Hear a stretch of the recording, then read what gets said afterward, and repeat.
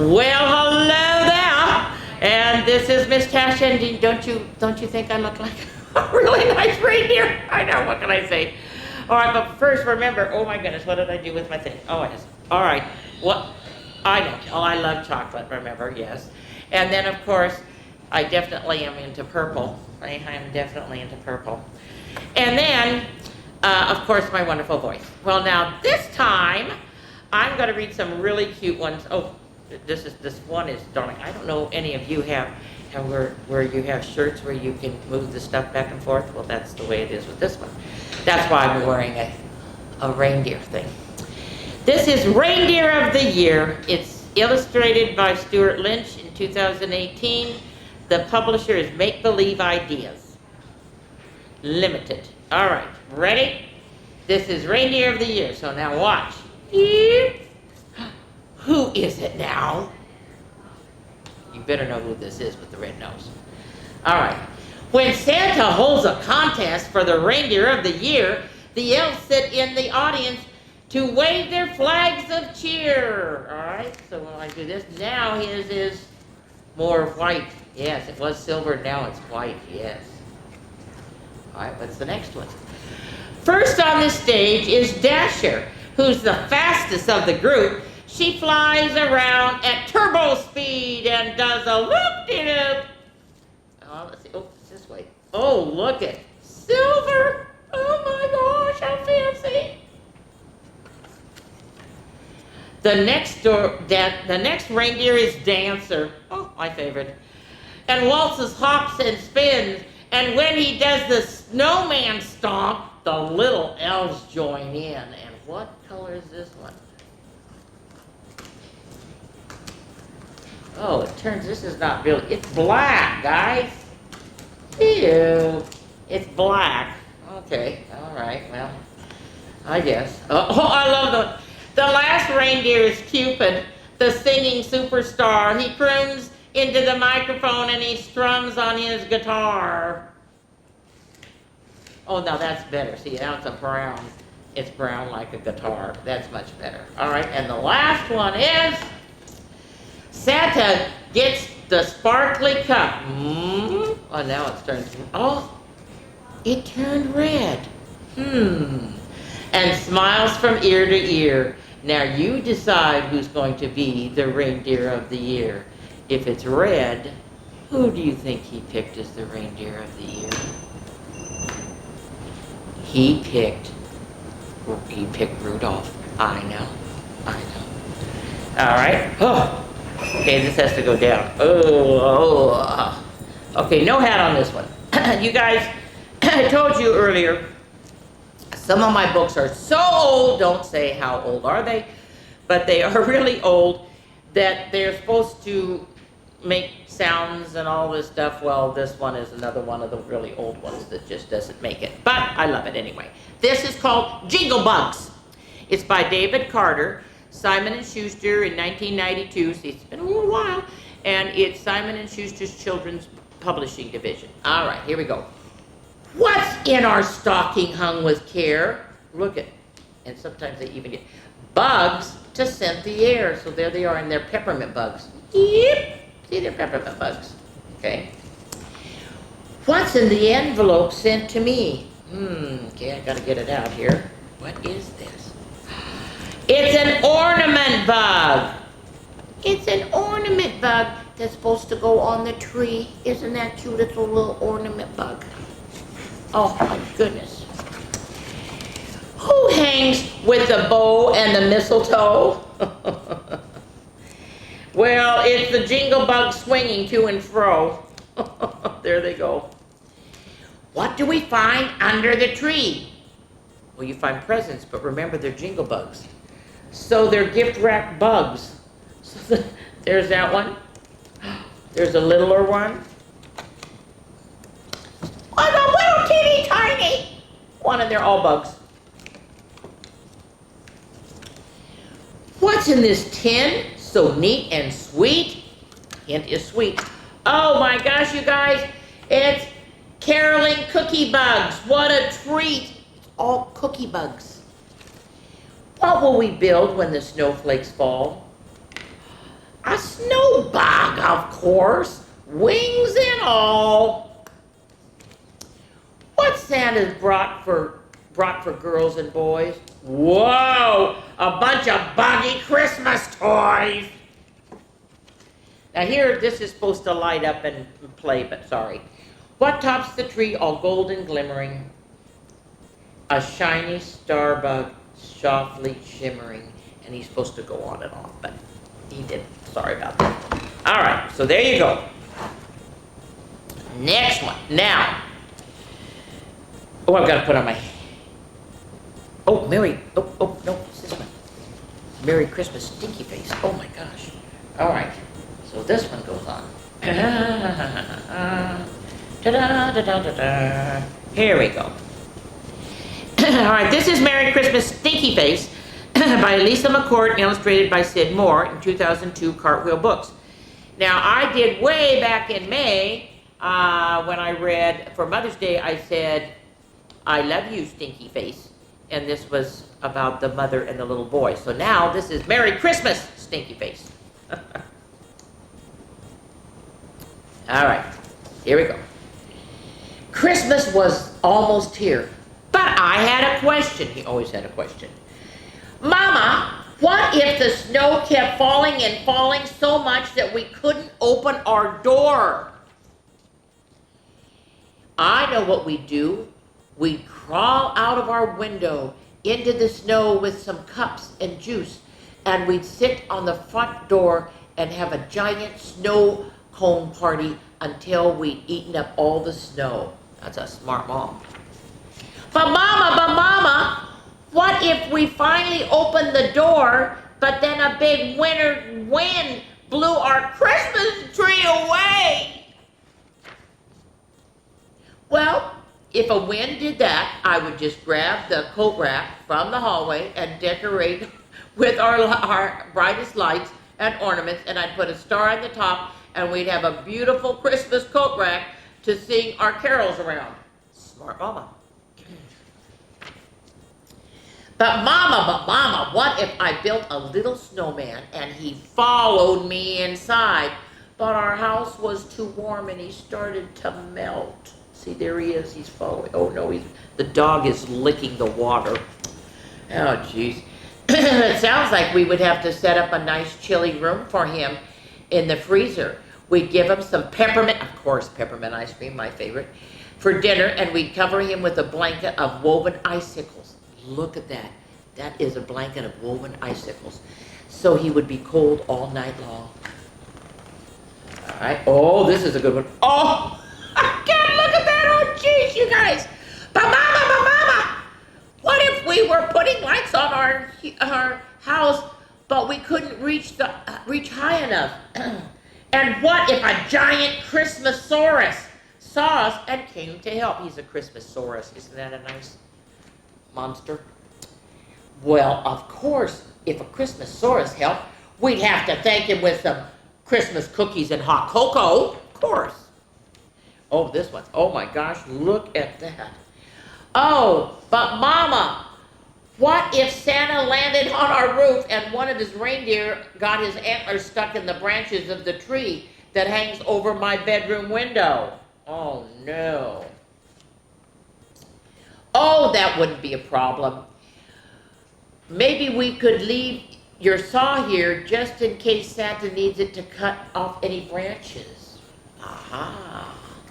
But Mama, what if Santa's boot falls off while he's driving his sleigh? Oh my goodness, barefoot. He's barefoot. Oh no.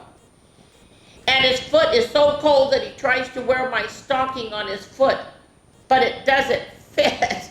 Remember, he's a little boy. I guess we could leave these warm snow boots out with the saw just in case. And I love the candy cane, always a candy cane. But Mama, what if Santa's lips get chapped from all that flying? What if the sleigh needs a new coat of paint? Boy, he's coming up with everything, isn't he? What if the sack of toys starts to rip? What if the reindeer need their fur brushed? There, that should do it. So So she has a brush, she has a tape, she has everything. Merry Christmas, Mama. Merry Christmas, my stinky face.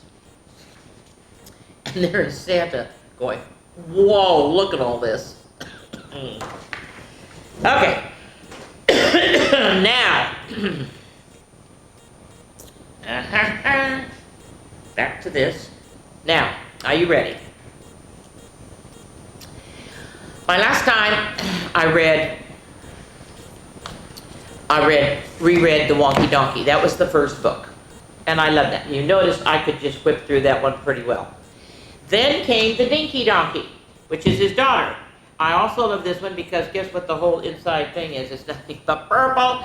These people knew that Miss Tasha loved purple. So then there was The Dinky Donkey. Well, you aren't going to believe this. This is the Greeny Granny Donkey. Now, the Granny Donkey has a little butterfly. The little Dinky Donkey had a hummingbird, and then of course remember the yellow bird for the other. So you got to watch those.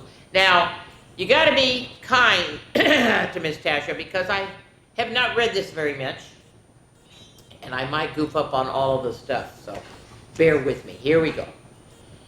There was and of course you still have to do your hee-haws, okay? There was a sweet donkey who lived on the heath. She was funny, so funny, with her false teeth. Hee-haw! But her teeth kept falling out. She was a clunky donkey. She didn't have any teeth.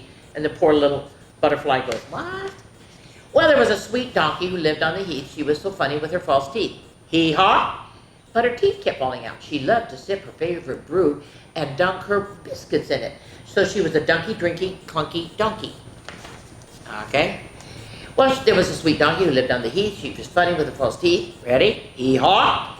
Her teeth kept falling out. She loved to sip her favorite brew and her dunk her biscuits, and she would fall asleep in the afternoon.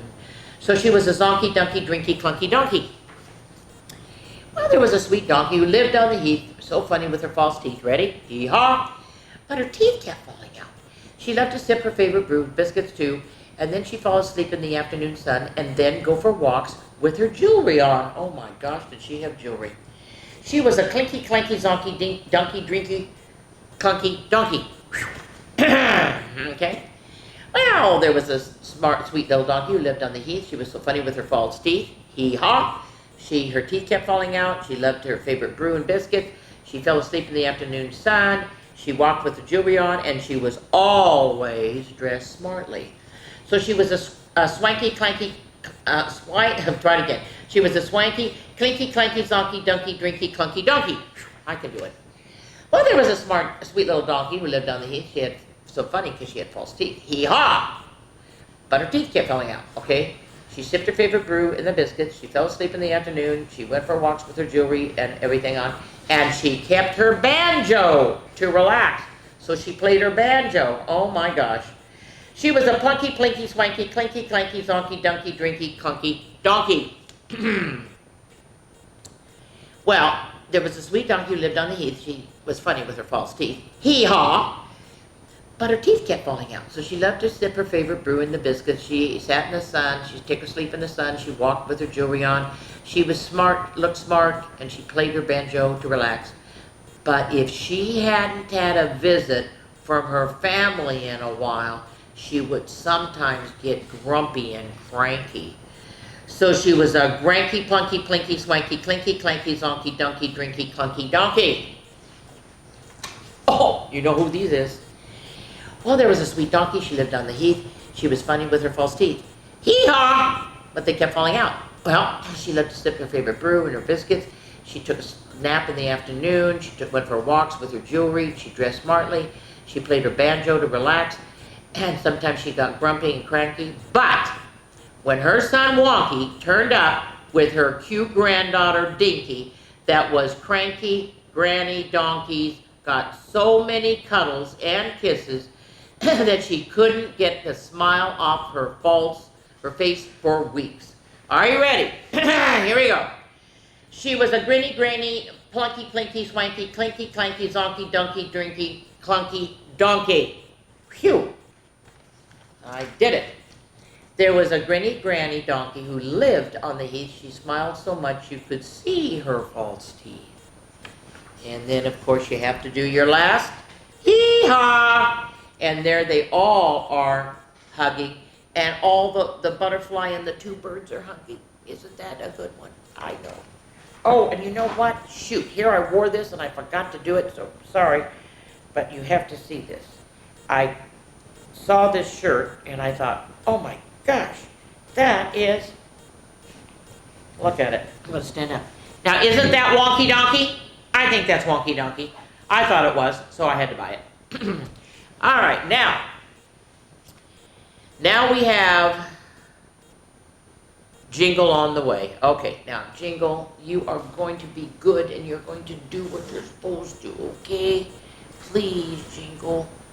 Jingle, please. Please, please, please. Okay, I'm going to take this off. All right, Jingle on the Way is by Tom Shea, Zapian. Photos by Jake Johnson. It's 2010 Hallmark Gift Books. Now, sometimes he works, sometimes he doesn't. But you are going to work for Miss Tasha today, aren't you? Yes. All right. So this is Jingle. You know, let me see. What am I going to do? I have to have you so you are looking right at me, okay? This is Jingle All the Way.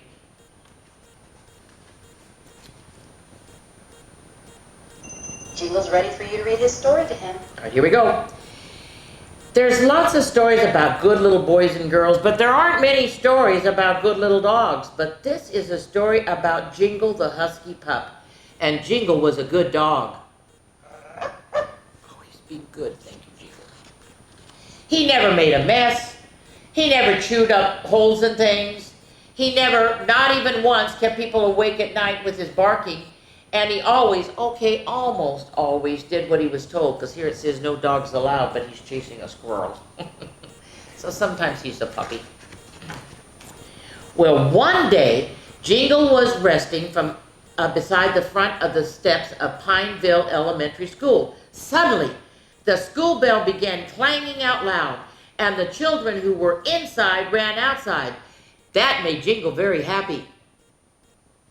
Don't you do that? Made Jingle very happy. Ah, I got him once. Come on. That made Jingle very happy. Oh, darn it. Oh, maybe he'll continue and be good later, huh? So he came back the next day, and the very same thing happened. The bell rang, the children hurried out. It was amazing. Kevin patted his belly, Sarah scratched his ears, and Jennifer said, Jingle, you're a good dog. Oh, no, you've got to be kidding me. Jingle's ready for you to read his story to him. Okay. Jingle, you're a good dog. Nope. Well, Jingle loved to bark hello. Jingle even loved to sing. Sometimes Jingle's that way. Okay. But when Jingle loved most was being with his friends. He liked to race Kevin to the edge of the schoolyard, but every day Kevin said, bye, Jingle, it's time for me to go. And sometimes he followed Sarah to the school bus, but Sarah only said, sorry, Jingle, I've got to go home. Oh.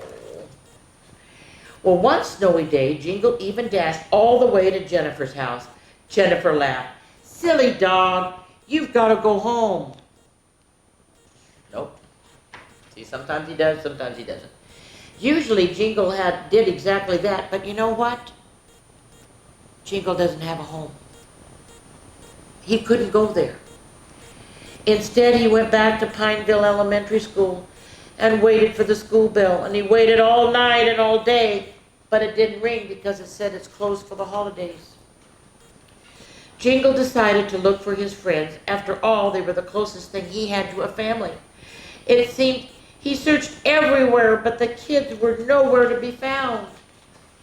Then Jingle remembered seeing a very long line of kids at the toy store. What were they waiting so patiently for?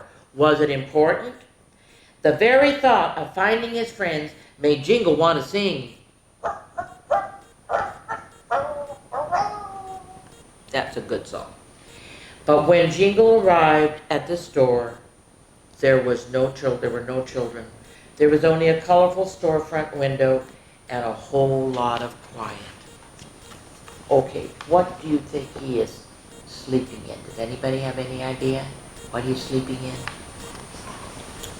Well, Jingle was tired from all his searching, so he made his way back behind the toy store, and he plopped down in the first soft place he found and fell fast asleep. And even though it didn't feel like home, it was quite cozy. Well, moments later, and you know who this is, moments later, somebody carefully lifted the bag that Jingle had snuggled in. "Well, what have we here?" a voice spoke warmly. "Someone all alone at Christmas?" Placing the green velveteen bag in the front of his sled, the man remembered a letter that he had been given earlier that day from a good little boy in the toy store. "Ho, ho, ho," he said to himself. "This gives me an idea." He wasn't sure what was going to happen, but suddenly Jingle felt very happy. The next morning, Jingle was surrounded by the smell of pine and peppermint. There was a fancy collar around his neck with a bell that jingled, jingled everywhere he went. But the best surprise of all was when Jingle saw Andrew, one of his friends from school. "It's Jingle," Andrew said. "Jingle, you're such a good dog." Yes, he is. The two friends spent the rest of the Christmas day playing together, Jingle's bell ringing merrily all the while. That night, before Andrew turned out the lights in his room, Jingle hopped onto the bed, and Andrew said, "Jingle, stay," and Jingle did. Thank you, Jingle. You were pretty good. You were pretty good. All right. Now, I actually, believe it or not, was starting to run out of hats. I know you can't believe that. But, so I thought, because she has this hair that kind of goes all the way up and everything, this is a bit of applause for Mrs. Claus. There was no copyright date on this. I tried to look for it, but it's by Source Books, and there are 3 authors: Susie Schick Pierce, Jeannie Schick Jacobich, and Muffin Drake Policastro, and it's illustrated by Wendy Wallen Malino. And this is an ode to all women behind the Christmas magic. And I gotta put on my hat here because it's gonna be kind of like this one. All right, here we go. There we go. All right. Ta-da! Kind of like a snowman one too, what I think. All right, here we go. 'Twas the night before Christmas, and time for a pause. Collapsed in the corner sat tired Mrs. Claus. The stockings were crooked, the house was a mess, the tea tree had tipped over and she couldn't care less. Her muscles were aching, her feet were so sore, this overworked spouse couldn't take anymore. She'd addressed the cards from a mile-long list, then received several more from some friends that she had missed. That's always the case. With the elves, she wrapped presents for many nights through, with tape on their fingers, bows, paper, and glue. When she lifted her nose, turned her head to the side, she had smelled something burning. "My cookies!" she cried. Oh no. She was chubby and plump, quite a jolly old soul, from testing each goodie and licking the bowl. How many of you lick the bowl? Now really, tell me the truth. How many lick the bowl? I still do. At last all was done, and by the skin of her teeth, the mistletoe hung. Remember the mistletoe? I showed you that. With holly and wreath beneath. Then Santa had cried as he left on his flight, "You're the greatest, my dear. Merry Christmas. Good night." The elves were all sleeping, each tucked in their bed, but visions and fantasies danced in her head. Come next year, no more baking or trimming the tree on the beach with the elves. That is where she would be. And then she envisioned a gorgeous new sable with emeralds and rubies hung down to her navel. When up on the rooftop there arose such a clatter, It ended her dreaming. Now what's the matter? Away to the window she flew like a flash as she tripped on the clutter and hopped over the trash. When what to her weary red eyes did appear but the emptied out sleigh and 8 hungry reindeer. And the little old driver, so lively and quick he was worn out by his travels. Could this be St. Nick? Will you see to the reindeer, my darling, he said, kissed his wife and said, I love you, and took to his bed. Now Dasher and Dancer, now Prancer and Vixen, here Comet, here Cupid, here Donner and Blitzen. Come down off my roof and be careful, don't fall. You need some warm food and fresh hay in your stall. Well done, dear, she said fondly, though standing there frozen. Her thoughts then returned to her efforts this season. She had toiled all day long and was covered with soot, and her clothing was stained from her head to her foot. She spoke not a word, for she felt quite berserk as she heaved a big sigh. She had done so much work. Then she flopped in a chair with no breath left to whistle. A smile on her face made her finally look blissful. Mrs. Claus could still smile as she relived these scenes, for she knew of her past in fulfilling our dreams. So Santa Claus gets the credit, though everyone knows it's Mrs. Claus is the one who deserves hallowed praise. So let's give a cheer to our own Mrs. Claus. With her love and her work rates a special applause. A bit of applause for Mrs. Claus. Hi, hip, hip, hooray! And you know, sometimes the Mrs. Claus ends up to be your mom or your grandma, you know. All right. Oh, you guys are not going to believe when you dance to this. Oh my God, you're not going to believe it. All right, here's the finale. This is Mr. Willoughby's Christmas Tree. Now, here's a little mini challenge. You have to figure out how many times the tree gets new owners throughout this book. How many times does the tree get new owners? It's written and illustrated by Robert Barry in 1963, the text. Then they renewed that in 1991, and then the illustrations in 2000. It's double-day books for young readers. Okay, remember, how many times does this tree get new people that they own it, new owners? All right, here we go. Mr. Willoughby's Christmas tree came by special delivery, full and fresh and glistening green, the biggest tree he had ever seen. He dashed downstairs to open the door. This was the moment he'd been waiting for. A magnificent tree, splendid, he cried. Please, sir, won't you carry it right inside? I think it might look best this year, right in the parlor corner here.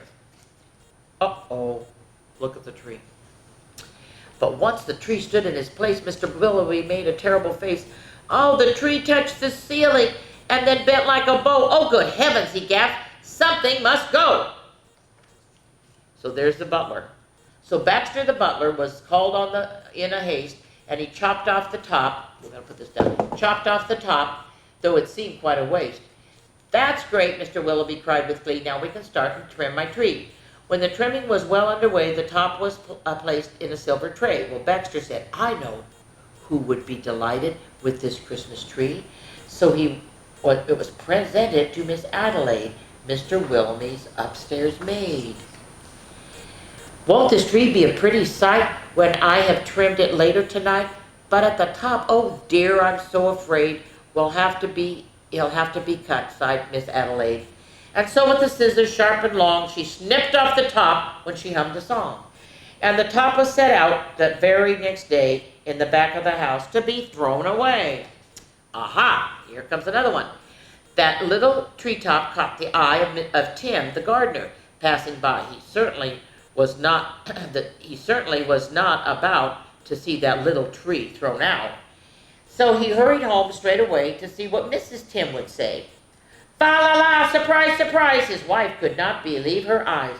But our house, she said, it's so snug and small, I do not believe we need it at all. But before Tim had a chance to shout, she cut off the top and threw it out. Well, then Barnaby Bear was paddling by. It almost hit him in the eye. Now, who would throw away a tree so very close to Christmas Day? I'll take it home, that's what I'll do. Look, Mama Bear, I have a present for you. Isn't it a pretty tree? Uh-oh, look at it again. Isn't it a pretty tree, yawned Barnaby quite drowsily? But Little Bear, standing off far, cried out, that tree won't hold a star. Barnaby said, let's cut a hunk off the bottom here at the trunk. But Mama Bear just shook her head and sliced the treetop off instead. Oh, there it is. Jolly by golly, Barnaby said with a kick. Mama, that surely just does the right trick. Now let's trim it with bells and honey, rings, some berries and tinsel and popcorn on strings. Mama said, trim it just as you like. I've got to tidy up for the night. This top won't be neat anymore. I'll just put it outside the door. Okay, here we go. And who gets it next? Ah! Later that frosty night, Frisky Fox came into sight. He spied the treetop, rubbed his chin, opened his sack, and stuffed the top in. He scampered home and jumped on his gate. This Christmas present couldn't wait. It's even better than mincemeat pie, said Mrs. Fox with a happy sigh. Then the foxes, they put it on top of this drawer. Oh, no. And it was just a wee bit oversized. There, my dears, don't you worry. I'll fix this top now in a hurry. She cut off the top. Now who finds it? A rabbit. This is Benjamin Rabbit. Found it then just outside the fox's den. It seems he thought most certainly that Santa left that for my family. Look, he cried. See the tree I found with what that he called his family round. And then there was merry making and rollicking, frolicking, and carrot shaking. Celebration around the tree. All were happy as rabbits could be. Benjamin Rabbit with his own hand sliced a carrot and made a stand. Now let's see how this will look on our little chimney nook. Uh-oh, still too tall. Oh, but that right away, the children cried, look, it's leaning off to one side. It's too tall, that's all. As though it was a summer carrot, she just gave it a chop and she threw it away. You guys, this is not a very big tree. There went the top. Well, Mistletoe Mouse just happened to see that tiny tip of a Christmas tree. He pulled it all the way through the snow and ice, up some stairs, and he fell down twice. But at last he reached his cozy house. It's just right size, said Mrs. Mouse. And then at the top, if you please, let's put a star made out of cheese. Okay, now here's the cute part. They live in Mr. Willoughby's house. So guess what? The treetop made it all the way back home to Mr. Willoughby. Oh, wasn't it grand to have a tree exactly like Mr. Willoughby? All right, how many were there? That's my question. Well, believe it or not, how many new owners, because see, it's Mr. Willoughby's tree. There were 6. It was Miss Adelaide, Tim the Gardener, Barnaby Bear, Frisky Fox, Benjamin Rabbit, and Mistletoe Mouse. If you count Mr. Willoughby, that would be 7. Now here's your challenge, and then we're going to do our song. Okay. The main challenge this time is something again for you to do as a family, and it's a Christmas scavenger hunt. Now here's an indoor one, and I just made, this is just some ideas and everything, and you can come up with more, but I think this would be fun. Whoever finds the Christmas cookbook, a lump of coal, good luck. Antlers, cinnamon, something red and green, something shiny red, glitter, batteries, a Christmas ball ornament, a gift for your pet, Christmas card, a gingerbread man, something with the word Christmas on it, something plaid, a snow globe. Just have fun with it.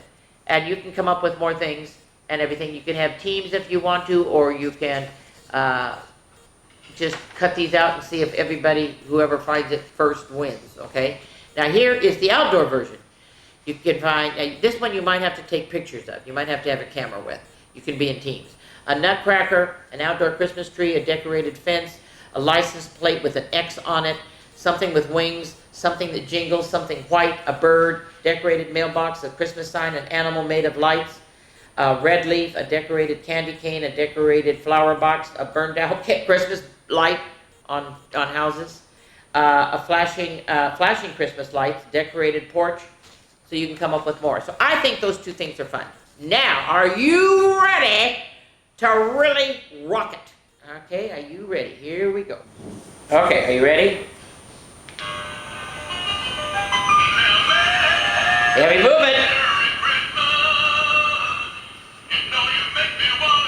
Jump!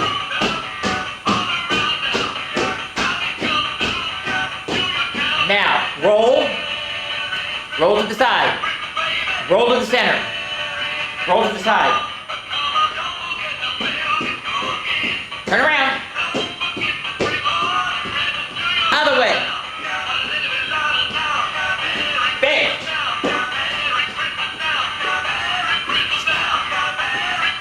Now here we go. Ready?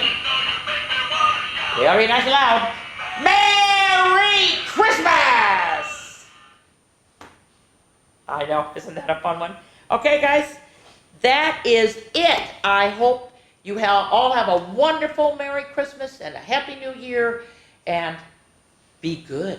You gotta be good, remember, because Santa knows if you're not good. All right, bye-bye.